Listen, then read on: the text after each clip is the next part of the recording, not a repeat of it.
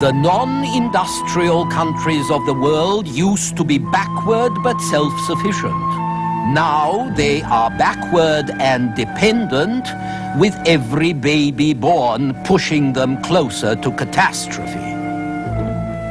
The third world, this time on the Western tradition.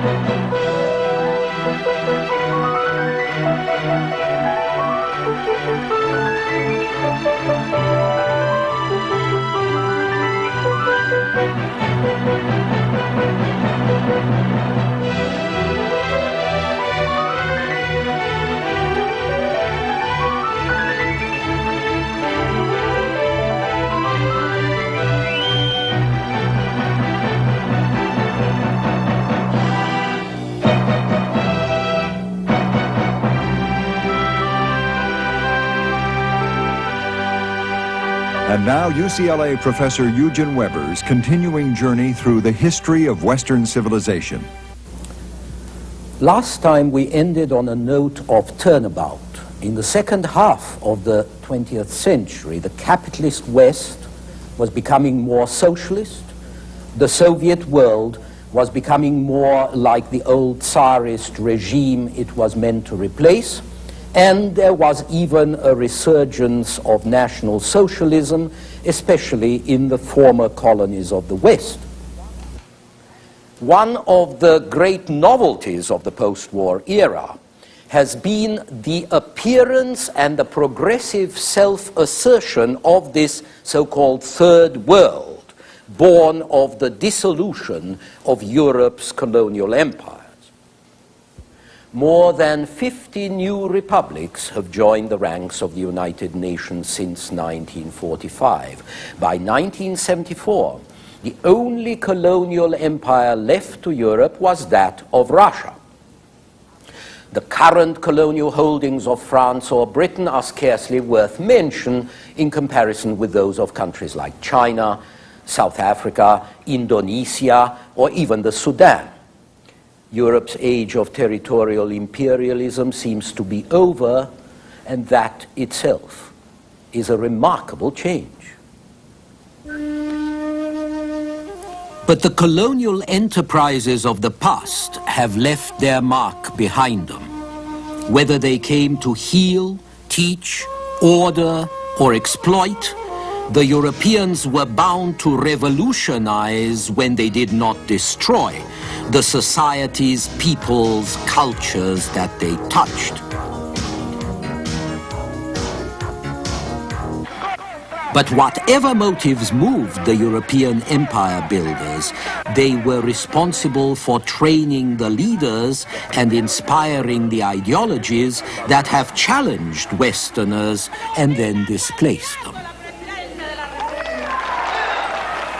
On the one hand, the need of the industrialized nations to interfere with those less developed, as England did with India, this need increased as communications shrank the world and trade tied its disparate parts together. Without the colonies' markets, and especially their products, the industries of the West were likely to run down.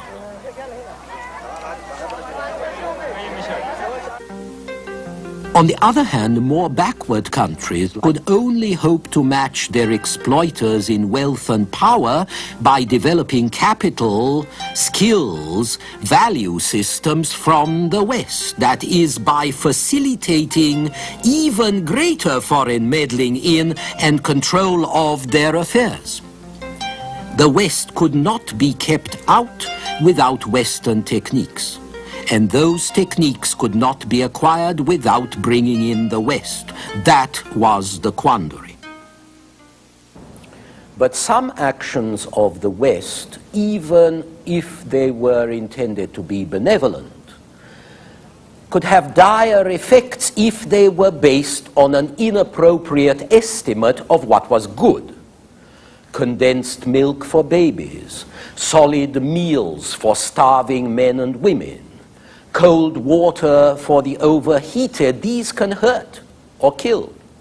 Similarly, so can constitutions and other alien imports. You cannot introduce machines and factories without implicit concepts of what man can or should do.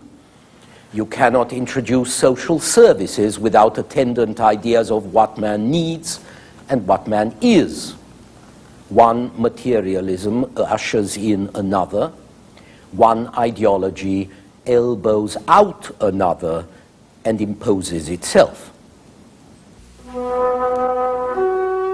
European ideas concerning property, for instance, proved as much a dissolvent to third world cultures as European arms and techniques. When lands which had been held and worked in common were split up and treated as private, separate pieces of property subject to sale, transfer, mortgage by one particular owner, then tribal or communal forms of land tenure were dissolved, and with them the societies, the crafts, the tribes which had evolved structures quite different from those of the West. Like land, labor also had to be brought in line with European concepts and European needs. Older forms of labor organization were replaced, sometimes forcibly, by money wages, open markets, regular hours, above all by the notion of work as an ethical value rather than merely a demanding necessity. Where Europe took 500 years to live the evolution from Middle Ages to modern world, African and Asian societies were forced to live it in a couple of generations. Money replaced barter or subsistence. Exchange replaced self-sufficiency. Tens of millions who had seldom or never used currency were initiated into its delights or pressured by taxes and other obligations into cash-producing activities. Efficiency replaced haphazardness. Secularization replaced traditional magic observances. Laws and administration replaced custom. Impersonal bureaucracies replaced face-to-face relationships. Some of this was an improvement, all of it was upsetting. One society after another was affected by alien concepts generally applied with little understanding of the historical background or the stability provided by existing practices. People who had operated time out of mind as parts of customary cultures were introduced to the possibilities and the insecurities of change. They really could not challenge their new masters. But the colonial process is not as simple as it is often painted, and it does not operate in one direction alone. The occupier does not simply rule the occupied, he infiltrates their consciousness, their lives, their culture. He takes hold of them inside and out. Indians and Nigerians often want to be English gentlemen. All this indicates the possibility that technological society did not destroy values as such, but rather suggested new values. What you see in 19th and 20th century colonial history is an accelerated version of European history. Contract replaced tradition. The free-moving, free-wheeling individual replaced the static family or tribe. Democracy, with all its drawbacks and opportunities, replaced the stable hierarchies of status and birth. Changing legal structures transformed society and social attitudes. Technological innovations turned congeries of provinces into countries, spread modern skills, suggested the revival of native industry and enterprise in a new guise and on a new scale. And just as in Europe, all this has provided more efficient modern means for age-old tendencies to exploit, to oppress, and to murder your enemies en masse. But because the whole world is at our doorstep, we can see that time has not unraveled at the same rate for people in every country. We are haunted by the disparity between the advanced countries and all others, the imbalance between the industrialized West and North and the agrarian remainder of the world. Today, a glance across the world reveals extraordinary differences. Unlike 200 years ago, when generally speaking, most people everywhere still lived approximately in similar circumstances. Today's differences are more on a scale of time than space. Behind this lies the fact that while all the world advances, its most advanced areas advance the fastest. Europe and North America, which have less than 30% of the world's population, produce 80% of its income. And Europe continues to consume the greatest share of the surplus foods and raw materials of the world, and to provide the leading exporters of manufactured goods, just as she had done in 1900. Asia, Africa, Latin America are increasing their production too, but not nearly as fast.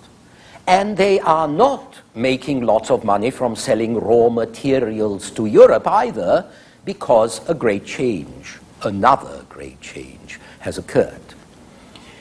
The largest amount of trading takes place between the industrial nations themselves instead of between the industrial nations and their former colonies. Europe and the United States take less of the world's raw materials now than they did 70 years ago. So primary producers in Asia, in Africa, in South America, with their rubber and their oil and their tin, do less trade. And they do it on worse terms than before because demand for their products is shrinking or is only being maintained by artificial means. A country like Ghana produced more cocoa in 1964 than it did in 1954, but it earned less than half what it had earned a decade before. And since the 1973 oil crisis, the situation has only grown worse. In 1970, the beef from one African cow could pay for 1 barrel of oil. Now it takes 8 cows to buy a barrel of oil. Non-industrial economies used to be backward, but self-sufficient. Now they are backward and dependent, which makes them more unstable than the industrial economies on which they depend. That is especially true when a country depends on a single product. All in all, over a score of countries still depend on a single product for over half of their export trade, and they lead a precarious existence, teetering on the brink of catastrophe with every oscillation of world commodity prices.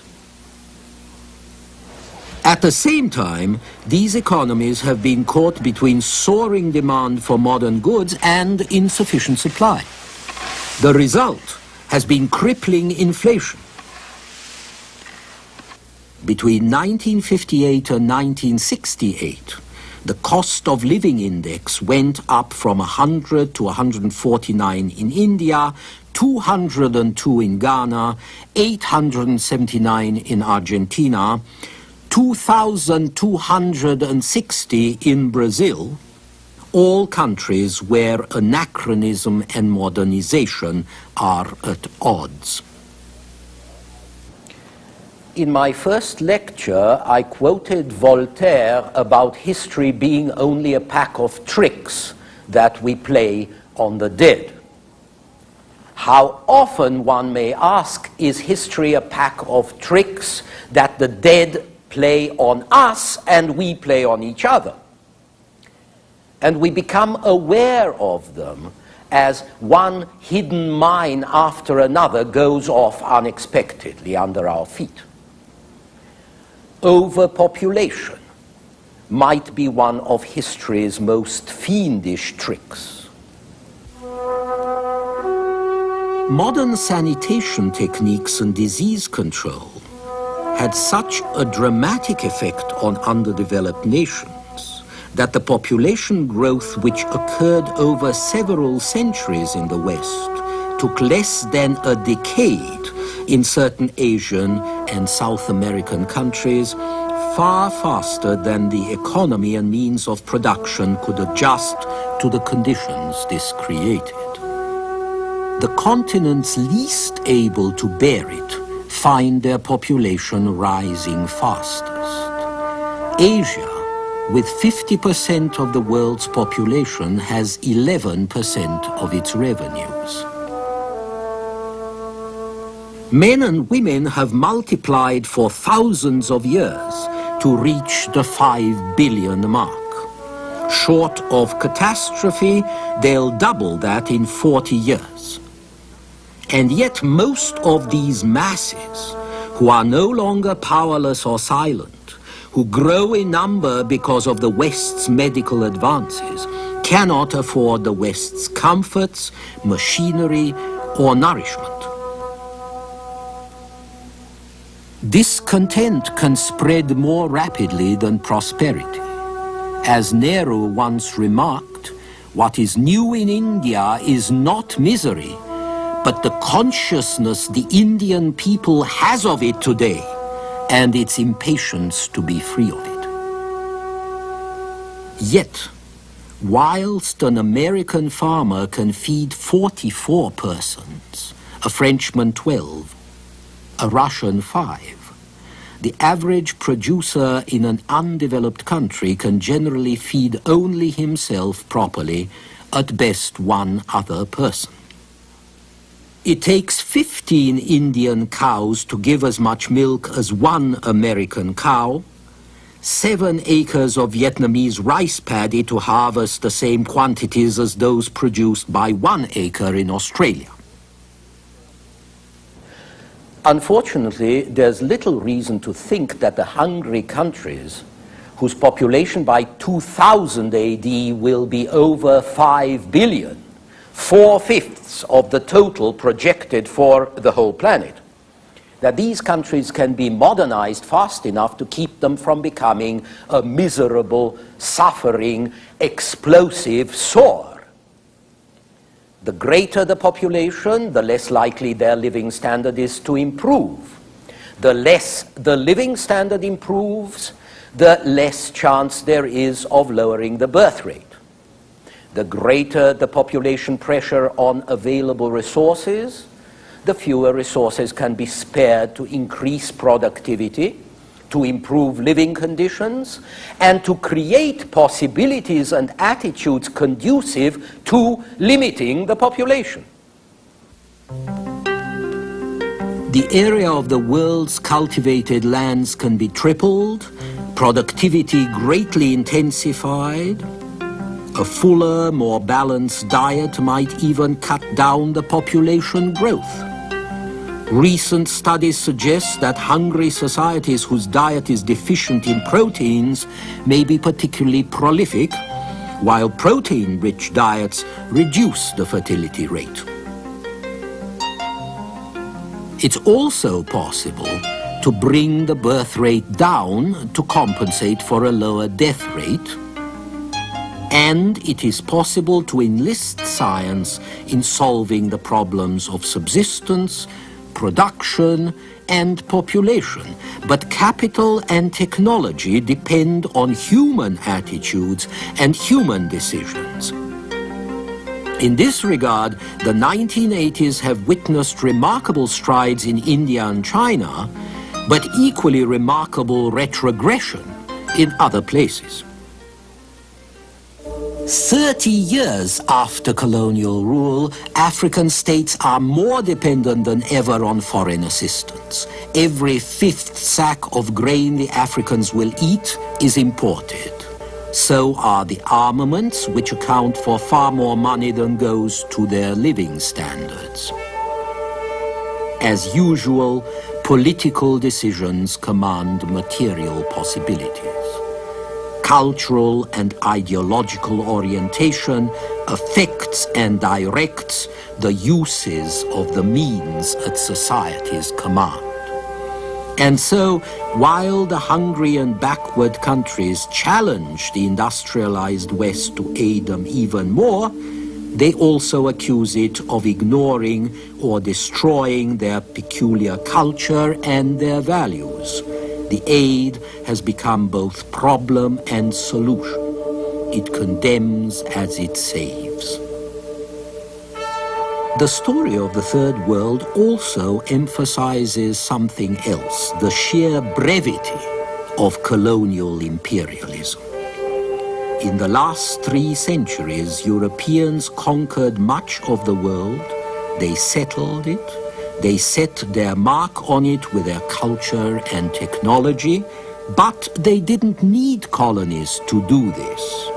And the colonial age was a very brief episode in the history of the West.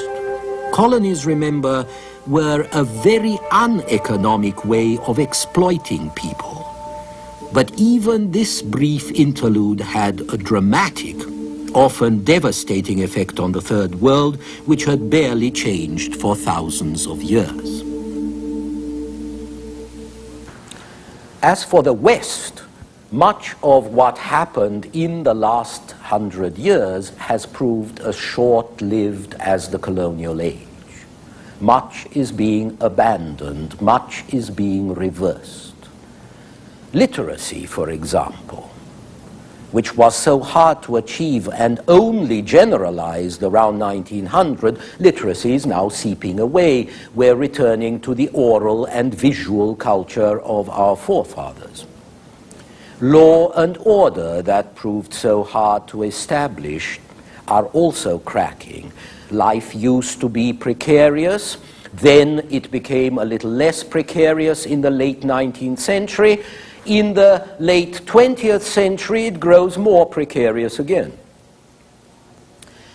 And while material uniformity grows, cultural uniformity, another recent achievement, cultural uniformity wanes. Even national unity is being challenged by particularisms reasserted. Linguistic in Belgium or Canada, national in Brittany and Wales and Catalonia and Yugoslavia, cultural and ethnic in countries like the United States. The long trend to greater centralization, to greater authority, is being reversed in the West, although, of course, not in the rest of the world. And the shorter trend, which for 3 or 4 centuries tried to impose standards of reason and rational discourse, this is meeting strong competition from the sciences, the arts, and the politics of irrationality. It's hard, after all, to be rational in an irrational world. It is not rational. So we're going back to earlier situations which our forefathers fought hard to alter and overcome. And whatever else this means, it suggests that historical experience is not a linear progression, it's rather a meander, a river in whose waters you can never step twice, of course, but also one whose curves ever approach each other and ever flow through new, unexpected territory. Next time, the technological revolution. Until then.